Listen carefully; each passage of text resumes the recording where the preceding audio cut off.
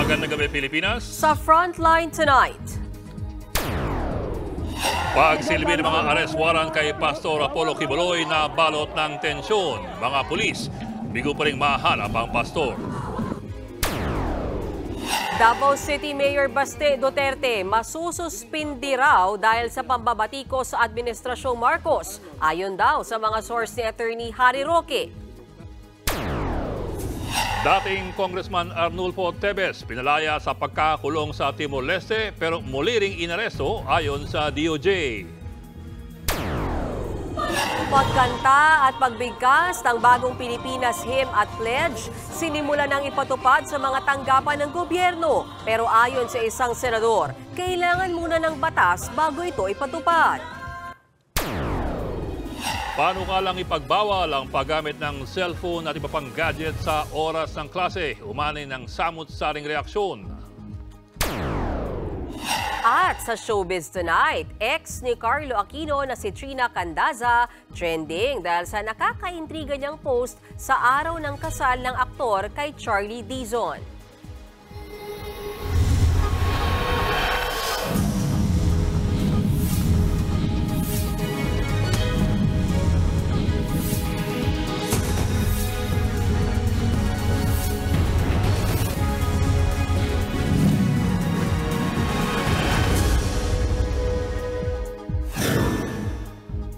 Hindi pa rin naaresto si Pastor Apollo Quiboloy. Kasunod po yan ang paghahain kanina ng mga warrant of arrest sa mga lugar na pag-aari ng pastor sa Davao City. Nagkatensyon pa nang subukang harangin ng mga taga-suporta ni Quiboloy ang mga pulis. Nasa frontline ng balitang yan, Marian Enriquez.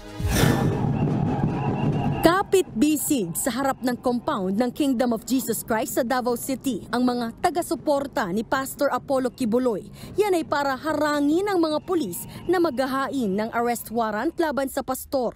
Kaugnay yan ng mga kasong child abuse, sexual abuse at human trafficking na inilabas ng mga korte ng Davao City at Pasig City. Sa gitna ng tensyon, may isang miyembro ng KOJC ang nagkapasa sa mukha. Tamakan ko combat shoes po gikan sa taas sa fire truck po ng SAF po. Kasi po wala na pong ladder no. Wala na po siyang ibang matungtungan. Siguro ako na lang din po yung natungtungan niya. So ito, kaya po ganito po yung nangyari. Sa kabila niyan, nakapasok pa rin ang mga otoridad sa loob ng compound. Pero hindi nila nakita si Quiboloy. Pinasok din ng mga otoridad ang ibang property ng pastor tulad ng Prayer Mountain at Glory Mountain kung saan persahan nilang binuksan ang gate matapos silang harangin ng mga gwardya. May ilan pang miyembro ng KOJC ang hinuli dahil sa pagdadala ng matutulis na bagay tulad ng itak. Pati ang KOJC compound sa Malungon, Sarangani, pinasok din. Pero ni anino ni Quiboloy, hindi nila nakita. Giit naman ang kampo ng pastor. Illegal ang ginawa ng mga otoridad. Di po pwede na arrest warrant lang ang dala mo, napapasok ka sa isang gated na facility at pilit mo itong sirain para lang makapasok ka. Bawal po ito, illegal po ito. Paglilinaw naman ng PNP. Yung nangyari kanina ay service of warrant of arrest against Pastor Quiboloy and 5 others. So hindi po yun search warrant or raid. Ayon naman kay Attorney Harry Roque na kilalang taga-suporta ni Quiboloy, labag sa batas ang ginawang pagpasok ng mga pulis sa compound ng pastor. So ngayon po ako nakakita na isang paglusob na para bagang of the same scale and scope nung linusob ni Erap yung Kap Abubakar. Hindi ko talaga alam kung bakit tinatrato na parang armed terrorist group itong pinaghahanap nila na kaisa-isang tao lamang. Okay. So I think there was not just a violation of the Bill of Rights, there was also a gross disrespect. Inakusahan naman ni Sunshine Media Network International o SMNI anchor na si Lorraine Badoy si Pangulong Bongbong Marcos na siya umanong nasa likod ng utos ng pagpapaaresto kay Quiboloy. Giit pa ni Badoy, wala na raw moral ascendancy ang Pangulo para pangunahan ng bansa dahil ito raw mismo ang sumisira sa ating demokrasya. Si Quiboloy ay honorary chairman ng SMNI. Matatandaang meron ding arrest order ang Senado kay Quiboloy dahil naman yan sa hindi niya pagdalo sa mga pagdinig sa umano'y pang-aabuso ng pastor. Ayon kay Senate President Cheese Escudero, magpapatuloy ang kanilang mga pagdinig ukol dito kahit hindi pa rin natutunton si Quiboloy. Kung titimbangin ang arrest warrant na inisyo ng Korte at subpoena na inisyo ng Senado, malayong mas matimbang ang arrest warrant na inisyo ng Husgado at Korte. So marahil unang may implement yon kung sakasakali. At matapos niyan, doon na lang magre-request kung ma-implement na yung warrant of arrest galing sa Korte. Nagbabalita mula sa Frontline, Marian Enriquez, News 5. Sususpindin daw si Davao City Mayor Sebastian Baste Duterte ayon sa mga source ni dating presidential spokesman Harry Roque. Sa isang panayam, sinabi ni Roque na pangunahing dahilan ng di umano'y suspensyon ang pagsali ng alkalde sa mga rally laban sa Administrasyong Marcos. Alam daw ng mga empleyado ng Davao City Hall na ihahain na namang araw ang suspension order. Matatanda ang binanata noon ni Mayor Baste, si Pangulong Bongbong Marcos sa ginawang prayer rally sa Davao City. Pinagbibitiw pa niya sa pwesto ang Pangulo. Wala pang pahayag ang Malacanang at ang DILG sa umano'y suspension ni Mayor Baste. Naunang sinabi ng alkalde sa isang pagtitipon sa Davao City na chismis lamang ang napapabalitang suspension sa kanya at hinimok ang kanyang mga lokal na opisyal na magpatuloy sa kanilang trabaho. Kailangan ng tambayan yan, kung magsususpindi ka, siguraduhin mo naman na medyo matindi yung akusasyon sa kanila. No? Pero ngayon, indiscriminate na po. Kaya nga ang tingin ng marami ngayon, ginagamit yan sa mga laban ng administrasyon nito. Muling inaresto si dating Congressman Arnie Teves matapos palayain mula sa pagkakakulong sa Timor-Leste. Kinumpirma yan ng ating Department of Justice. Ilang oras lang yan matapos maglabas ng litrato ang abogado ni Teves na si Attorney Ferdinand Topacio at sinabing pinalaya na kanina si Teves. Idineklara raw kasing iligal ang pagkakaaresto sa dating congressman. Pero ayon kay Justice Assistant Secretary Mico Calavano, naisumiti nila ang lahat ng requirements sa mga otoridad sa Timor-Leste para sa extradition proceedings ni Teves. Kaya hindi raw totoo at irresponsable ang mga sinabi ni Topacio. Unang naaresto si Teves sa Timor-Leste noong Marso sa tulong ng Interpol. Dahil yan sa patong-patong na kasong murder kay Teves dito sa Pilipinas. Kaugnay ng pagpaslang kay dating Negros Oriental Governor Roel Degamo at 5 iba pa noong March 2023. Ayon naman sa asawa ni Degamo na si Mayor Janice, sinubukan lang ng kampo ni Teves na lituhin ang publiko. Tiwala pa rin daw siya ang mapauuwi sa bansa si Teves para harapin ang kanyang kaso. Binatiko sa ilang grupo ang utos ni Pangulong Bongbong Marcos na isama sa mga flag raising ceremony ang bagong Pilipinas Hymn at Pledge. Ayon naman sa isang senador, kailangan muna ng batas bago ito maipatupad. Nasa frontline balitang yan si Maricel Halili.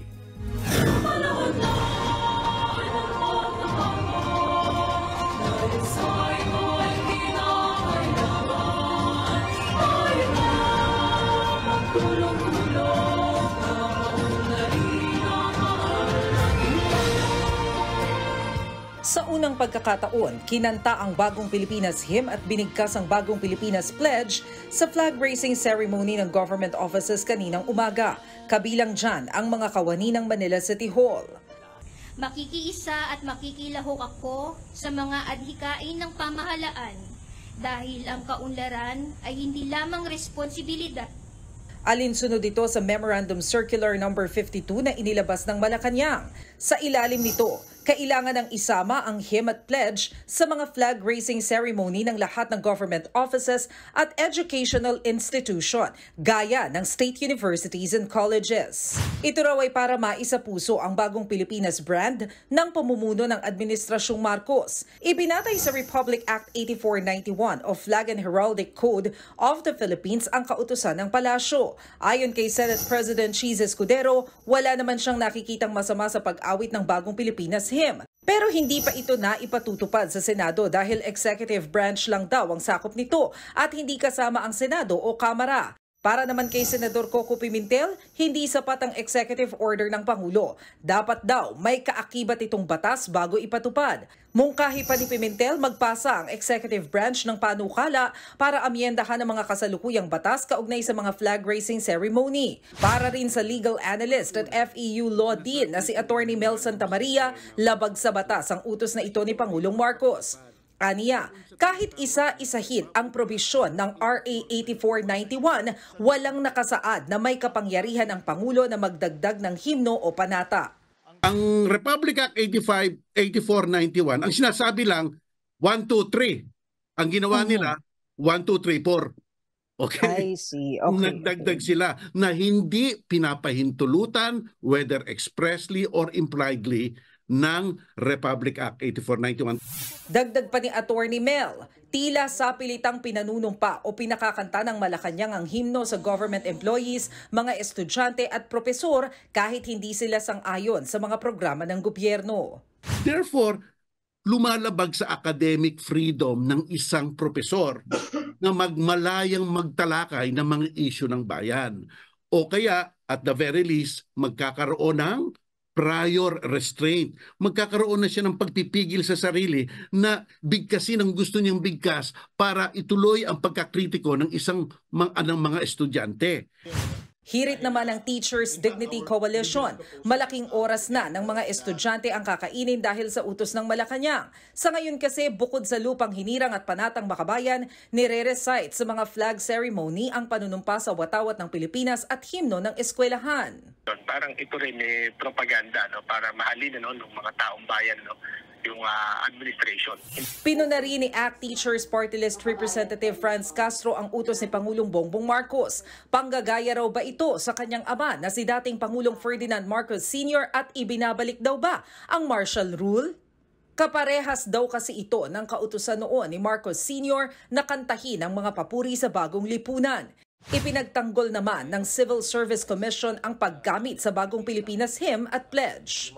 Yung mga prinsipyo, ang mga sinusulong naman itong mga principles, ang sinusulong naman ito na yung adhikain nito, yung sinusulong niyang gustong ma-internalize ng ating mga government workers is something that is in a positive note naman. It is something that makakatulong sa pagserbisyo ng ating mga government employees. Hininga ng News 5 ng komento ang Malacanang pero wala pa itong tugon. Nagbabalita mula sa Frontline, Maricel Halili, News 5. Pinasisilip muli ni Senate President Chis Escudero ang pondo para sa itinatayong Senate Building sa Taguig. Halos triple kasi ang itinaas ito mula noong 2019 at umabot sa 23 billion pesos. Nasa frontline ng balitang yan si Camille Samonte. Halos buo na ang itinatayong bagong gusali ng Senado sa may Fort Bonifacio sa Taguig City. Kapag natapos, ang new Senate Building ang nakatakdang maging bagong tahanan ng Senado mula sa kasalukuyang opisina nito sa GSIS Building sa Pasay. Pero sa flag raising ceremony kasama ang mga empleyado ng Senado kanina, mismong si Senate President Chis Escudero na ang nagsabing malabo pa raw silang makalipat sa lalong madaling panahon. Marami pa raw kasing kailangang resolbahin sa proyekto. Hindi totoo na makakalipat tayo sa bagong gusali, lupa at building ng Setyembre. Hindi rin totoo na aabot tayong makalipat bago matapos ang taon. Kahit hanggang 2025, sa palagay ko'y hindi pa rin. Ayon pa kay Escudero, nagulat siya sa laki na pala ng gastusin sa pagpapatayo ng new Senate Building. Mula sa orihinal na 8.9 billion pesos noong 2019, mahigit doble ang tinaas nito, naaabot na sa higit 23 billion pesos ngayon. Sa ngayon, 10 billion pesos na raw ang naibayad ng Senado para sa proyekto. Nagpagawa ng sariling gusali ang Senado para hindi na ito gumastos ng bilyong-bilyong pisong renta sa GSIS. Sa ngayon kasi mahigit 127 million pesos ang binabayarang renta ng Senado kada taon. Pero dahil sa laki ng diferensya sa required na budget noon at ngayon, ipinatigil muna ni Escudero ang pagbabayad at konstruksyon sa new Senate Building. Ipapareview muna sa Senate Committee on Accounts ang proyekto. Nauuhiyan lang ako. Nakakagulat at masama sa panlasa, nagagastos ng ganito kalaki ang Senado. Nais kong tingnan muna at suriin ito ng gusto kung talaga bang nararapat, angkop at kung paano ito mapababa. Paglilinaw ni Escudero, wala silang nakikitang anomalya sa proyekto. Gusto lang daw niyang ipabusisi ang mga detalye nito para malaman kung pwede pang mapababa ang gastos para rito. Una na kasing pinuna sa report ng Senate Accounts Committee na may mga binago ang kontraktor ng new Senate building sa detalye ng proyekto. Nagresulta raw ito sa karagdagang gastusin na aabot sa 833 million pesos. Ang Hillmars Construction Corporation ang kontraktor ng new Senate building. Sila rin ang kumpanya na nadawit sa umano'y overpriced na parking building ng Makati City Hall 2 na inimbestigahan sa Senado noong 2014. Wala akong binibitiwang akusasyon laban kanino man, subalit nagulat lang ako at hindi naging magaang natanggapin ko bilang tagapangulo ng Senado na gumastos ang pamahalaan mula sa kaban ng bayan ng ganito kalaki. Pabor naman si dating Senator Ping Lacson na reviewin ang tinatayong gusali. Siya rin kasi ang dating Senate Committee on Accounts Chair ng pasinayaan ng konstruksyon sa new Senate building. Pero paliwanag niya, normal na lumobo sa 23 billion pesos ang presyo ng proyekto dahil kung dati 90,000 per square meter lang ang presyo ng lupa sa Taguig. Ngayon, posibleng umabot na sa 500,000 pesos per square meter. Pero kung si Lacson pabor, tila nagulat naman si Senator Nancy Binay sa mga pahayag ni Escudero. Si Binay ay dati ring chairperson ng Senate Accounts Committee. Giit niya, senador na raw noong 2019 si SP Escudero at matagal niyang alam na 8.9 billion pesos ang nakalaang budget para sa gusali pa lang. Iba pa raw dito ang gagastusin para sa ibang bahagi ng proyekto. Nagbabalita mula sa Frontline, Camille Samonte, News 5. Extended hanggang Biyernes ang tigil pasada ng grupong Manibela. Kaninang umaga, nagmarch ang Manibela mula East Avenue hanggang sa tanggapan ng LTFRB sa Quezon City. Ang kanilang hiling, payagan munang mamasada ang mga driver at operator na hindi nakasali sa kooperatiba bago ang deadline noong April 30. Pag-aaralan daw ng LTFRB ang pagbibigay ng dagdag na palugit. Samantala, nagkagulo naman sa rally ng mga tsuper kanina. Sinuntok daw kasi ng mga miyembro ng Manibela ang isang radio reporter. Pero tinanggi ng grupo ang alegasyon. Walang nanununtok, inaano lang siya, tinutulak. Ngayon, ako ang kuya, nandyan kami, dalawa kayo, walang sumuntok, tinulak lang siya. Bakit siya nagsalita ng mga bastos kami? Epektibo na simula bukas ang malakihang bawas presyo sa petrolyo. 1 peso and 20 centavos per liter ang rollback sa diesel. 60 centavos sa kada litro ng gasolina, habang 1 peso and 30 centavos naman sa litro ng kerosene. Ayon sa Department of Energy, ang rollback ay bunsod ng pagbaba ng demand at pagtaas ng produksyon ng krudo sa Amerika.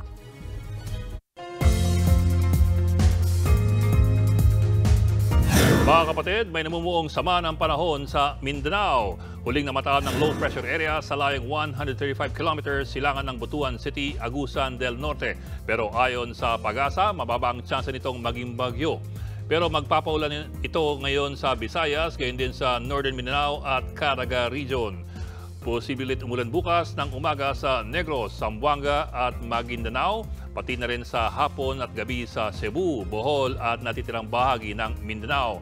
May chance rin ng mahihina hanggang sa katamtamang pagulan sa hapon sa Cordillera Administrative Region, Zambales, Metro Manila, Mindoro at ang Bicol Region.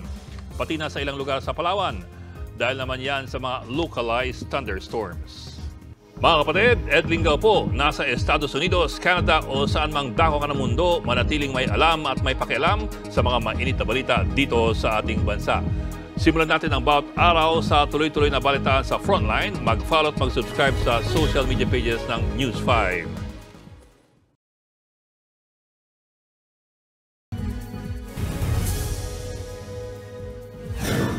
Pwedeng matanggalan ng prangkisa ang jeepney driver na namahiya raw at nagpababa ng isang pasero dahil daw sa kanyang timbang.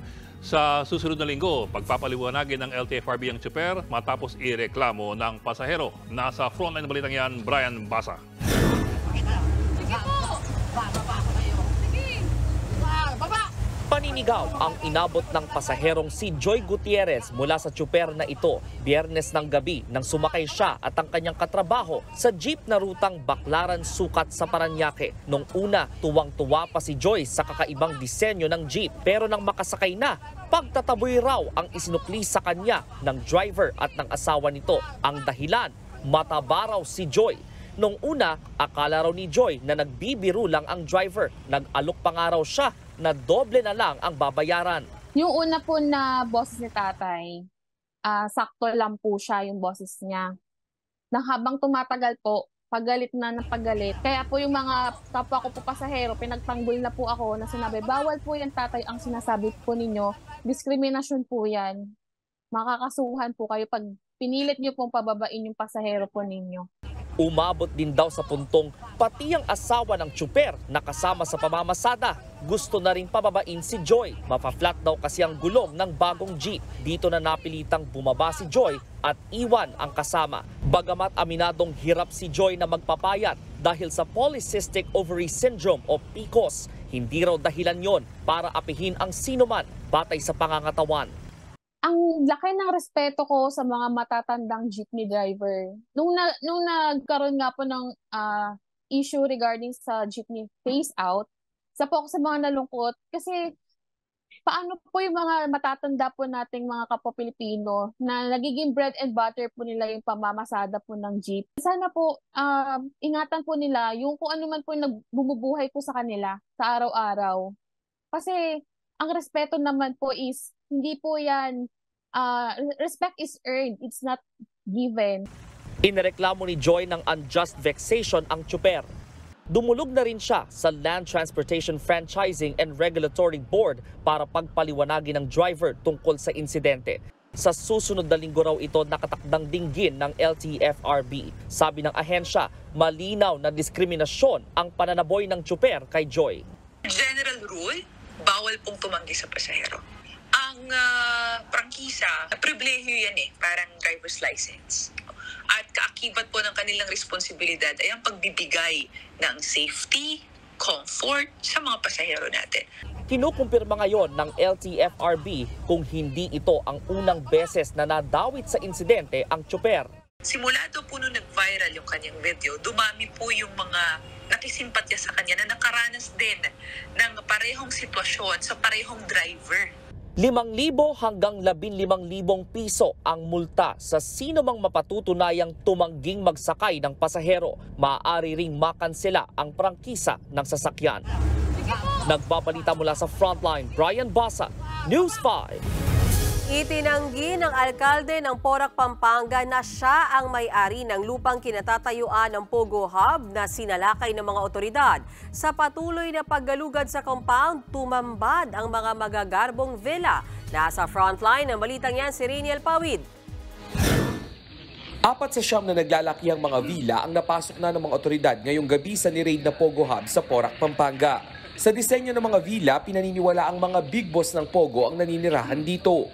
Sa isang villa natagpuan ang iba't ibang uri ng sex toys. Ang paggalugad sa compound ay bahagi ng nagpapatuloy na search operation ng Presidential Anti-Organized Crime Commission o PAOC at iba pang ahensya matapos i-raid ang hub nitong June 4. Sa unang pagkakataon din, nagsalita si Porac Mayor Jing Capil.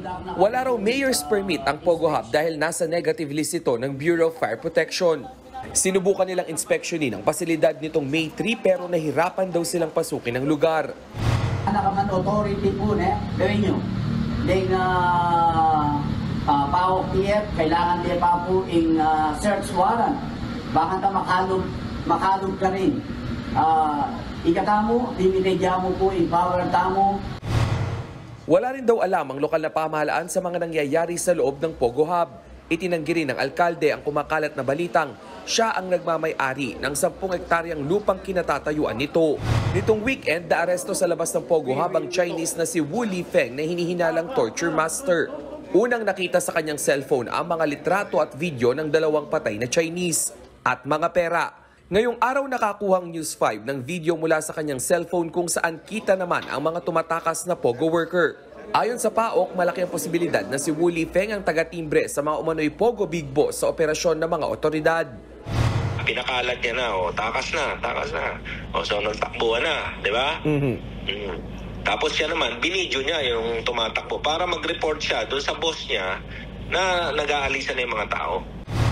Patuloy naman ang investigasyon sa nasa likod ng pagpapapasok ng mga Pilipina sa hub na ginagamit sa prostitusyon.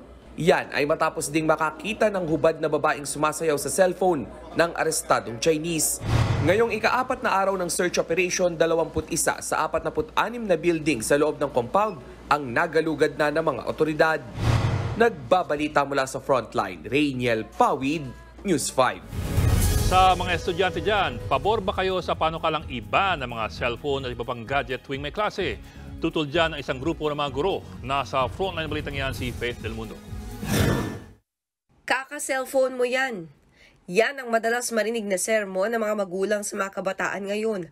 At hanggang sa eskwelahan, may mga estudyanteng hindi pa rin mabitawan ang kanilang mga cellphone at iba pang gadgets. Kaya para kay Senator Win Gatchalian, panahon ng tuldukan ang ganitong problema. Sa ilalim ng Senate Bill No. 2706 o the Electronic Gadget Free Schools Act, bibigyan ng mandato ang Department of Education na maglatag ng guidelines para tuluyang ipagbawal ang mga gadget gaya ng cellphone sa loob ng mga eskwelahan, partikular sa tuwing oras ng klase. Sakop nito ang mga estudyante mula kindergarten hanggang grade 12 sa lahat ng pampubliko at pribadong paaralan sa bansa. Alam po, ang DepEd meron ng patakaran na bawal gumamit ng cellphone sa loob ng classroom, both student and teacher. Pero mas gusto natin mas matibay pa at mas gawing batas para mas matibay at mas malawak yung sakop nito. At meron rin kaukulang penalty kung ang paaralan hindi mag-iimplementa ng ganitong patakaran. Giit pa ni Gatchalian na nawawalan na ng social skills sa mga bata dahil sa pagsi-cellphone.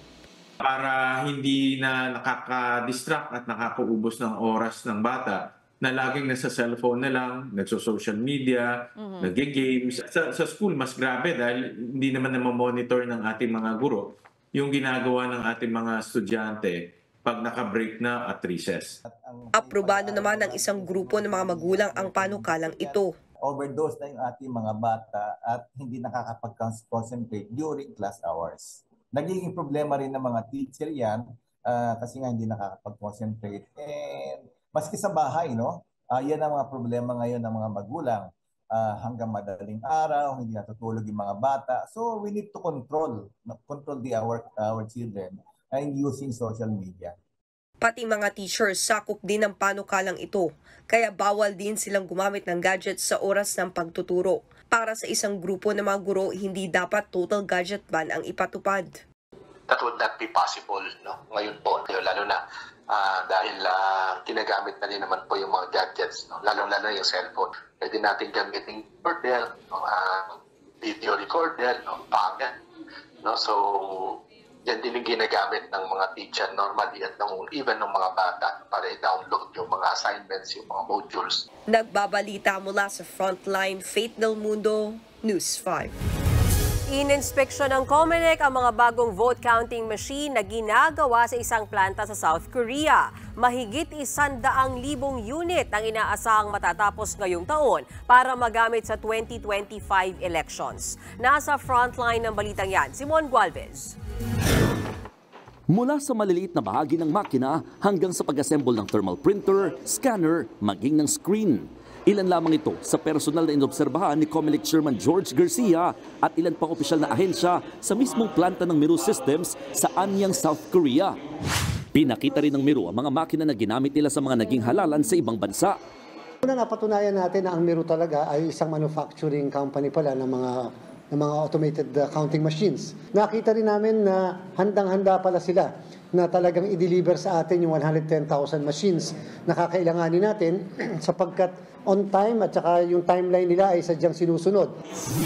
Git ng COMELEC, ito ang unang beses sa kasaysayan na naipakita sa kanilang mismong pagbuo ng gagamiting counting machines para sa botohan. Sa kabuuan, kontento naman daw ang ahensya sa tinatakbo ng manufacturing. I am impressed by the speed in which they produce the machines kasi with just that stress test na ginagamitan ng makina na hindi manual, mas mabilis, makakat ng more than 50%, 70% yung bilis ng proseso, and the accuracy is 100% accurate compared to the manual na ginagamit natin dati. Para sa Meru, binuksan daw talaga nila ang kanilang planta para masolusyonan ng mga agam-agam na ibinabato laban sa kumpanya. Una nang kinwestiyon ni dating Congressman Edgar Erice ang kontrata ng Comelec sa Meru Systems dahil prototype lang daw ang voting machine na ipinresenta ng kumpanya. We would like to minimize all the any suspicions that anyone might have regarding our productions. So we want to be fair and transparent from the beginning. We have nothing to hide. Para sa Comelec, nais nilang tutukan ang source code review ng mga makina. Yan kasi ang utak, yan kasi ang pag-iisip ng makina. And therefore, kinakailangan makapasa muna siya sa international certification. Sabi ng Meru, kaya nila makagawa ng 1,400 units kada araw matapos yung quality assurance kung saan chinecheck kung tama ba yung scanning, recognition at mismong pagpasok ng balota dito sa ACM. Bagay na aabot naman daw kahit papano sa December deadline para makapag-produce ng nasa 110,000 na units. May mga nais ding ipabago ang Comelec para sa gagamiting ACM. Kabilang dyan ang paglalagay ng label sa kung kanino mapupunta ang mga ipiprint na election returns at pagpapasimple ng QR code na magpapakita sa kabuuang bilang ng mga boto. Pinapaalis din ng Comelec ang unang opsyon na binabalik ang balota sa botante. Sa huli, pinayuhan naman ng Comelec ang Meru na gumawa ng Memorandum of Agreement sa kumpanyang mangunguna para naman sa transmission ng mga boto. Nagbabalita mula sa Frontline, Mon Gualvez, News 5. Mga kapatid, Mean Los Baños po, nasa Europa o saan mang dako ka ng mundo, manatiling may alam at may pakialam sa mga maiinit na balita dito sa ating bansa. Simulan natin ang bawat araw sa tuloy-tuloy na balitaan sa Frontline. Mag-follow at mag-subscribe sa social media pages ng News 5.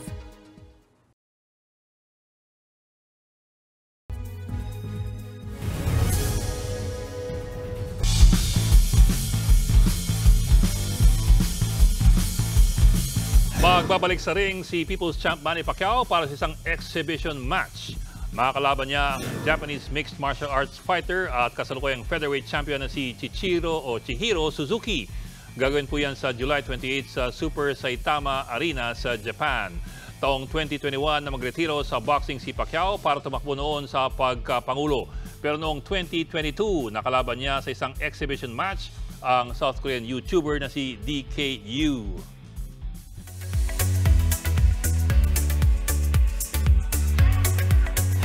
Showbiz tonight at tayo. Matapos ikasal sina Carlo Aquino at Charlie Dizon, maraming netizens ang nakisimpatya sa ex-girlfriend ng aktor na si Trina Candaza. Yan at iba pang chika sa report ni MJ Marfori. Damang-dama ang matamis na halik na may kasamang mahigpit na yakap. Ilan lang ito sa mga nakakakilig na eksena sa kasalang Carlo Aquino at Charlie Dizon sa Silang, Cavite nitong weekend. Sa ilan pang kuha, looking sweet ang newlywed habang nanonood ng fireworks display. Trending ang wedding pictures nila. Blooming si Charlie, habang si Carlo, kitang-kita pa rin ang pagiging overjoyed groom. Nag-uumapaw din sa kilig ang kanilang prenup shoot na sinamahan pa ng Kantang Mundo.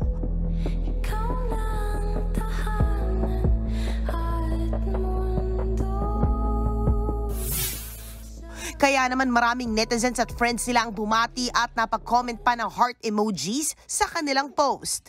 February lang nang kumalat ang balibalitang engaged na nga ang dalawa nang maispatan si Charlie na may suot na singsing. Speaking of Carlo, trending din naman ngayon ang ex-girlfriend niyang si Trina Candaza.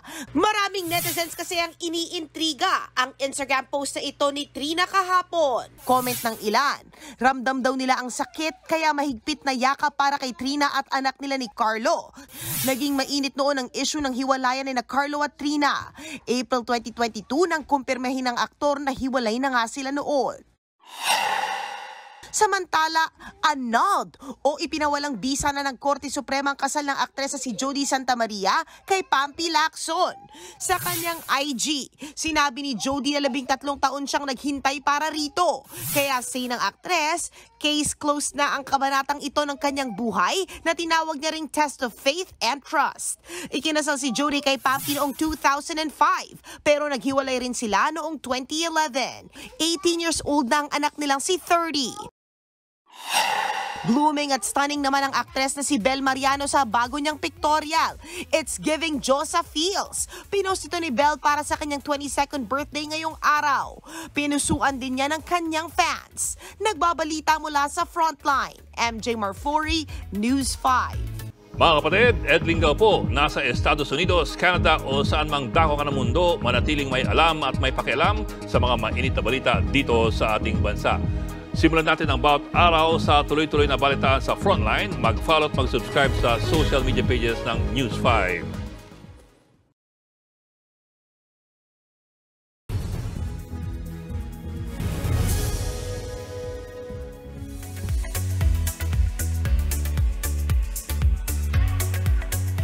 Pumadyak na si Dabarkada Miles Ocampo sa kapatid serye na Padjak Princess. Padjak is life. Masarap, masaya, full of adventure. Pero mahirap din. Nakakapagod, magulo, at nakakawindang yung akala mong alam mo ng direksyon. Sa unang pag-arangkada ng serye, pinasilip ang simpleng buhay ni Miles mula pagkabata as princess. Ipinakita na rin kung paano siya mahaharap sa pagsubok ng buhay. Sa huling eksena, nakaharap na rin ni Batang Princess ang maladonyang karakter ni Aramina. Ito ang first ever project na pagbibidahan ni Miles. Kaya tumutok lang sa mga mas kaabang-abang na eksena sa Padjak Princess, Lunes hanggang Biyernes, 11:15 AM dito lang sa TV5. Blooms, get ready! Bukas na ang much-awaited na Happy Beanie Day. Para ito sa 3rd anniversary ng Nations Girl Group. Gaganapin yan sa Juan Ayala sa Makati. Simula 10 AM hanggang 9 PM. Maraming Bloomtastic activities ang inihanda para sa fans. Gaya ng dance workshop. Meron ding ibebentang beanie merchandises. Kaugnay niyan, inaabisuhan ang mga motorista sa posibleng pagbigat ng traffic sa lugar. Habang sa Wednesday naman, June 12, magpe-perform ang Beanie sa Quirino Grandstand para sa Independence Day event na Musikalayaan. Free admission ito para sa lahat. At yan ang latest and hottest sa showbiz tonight. Ako si Jana Lipon. Happy Monday mga kapatid!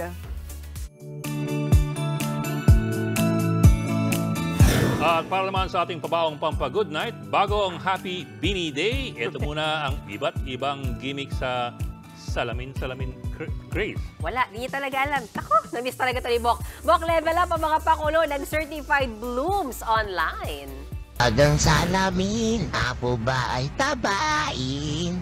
Bakit kaya ako ay gutumin? Mahiwagang salamin ako na may pinakain. Pero bakit ako hungry pa rin? Tulad ng pusang iyan na may sariling bersyon ng kanta habang nakaharap sa salamin. Pang-international rin ng dance craze. Hindi alintana ng mga netizen na ito ang lamig ng snow sa labas habang sinasayaw ang Beanie hit song. Oy, puro mascot naman ang kumembot sa isang event sa Bicol. Pati sina Elvis Presley, Spider-Man, Super Mario, Bumblebee at Iron Man. Abay, certified blooms na rin. Si Johnny ba, certified blooms din? Oo, basta ang bilang ko, Hindi, Sir Ed. Si Miss Mean talaga ang mas certified beanie basta ang sa nabis mo akin. dun sa isang linggo, ito pagiging blooms namin ni May 6 na buwan pa tayo para mag-practice pang Christmas party. Pakitaan mo, Miss Huwag Mean, ganon. si Sir Ed. Lunes. Kasi Dapat araw pa. Delikasa dyan. Wag. Yan po, 45 minuto pag-imayos palagang headlines. Sa Biyernes, balitaan at diskusyon para sa paghubog ng matalinong opinyon. Kami yung kasangga sa pagbabalita. Ako po si Mean Los Baños. Ako naman po si Ed Lingao. Magandang gabi.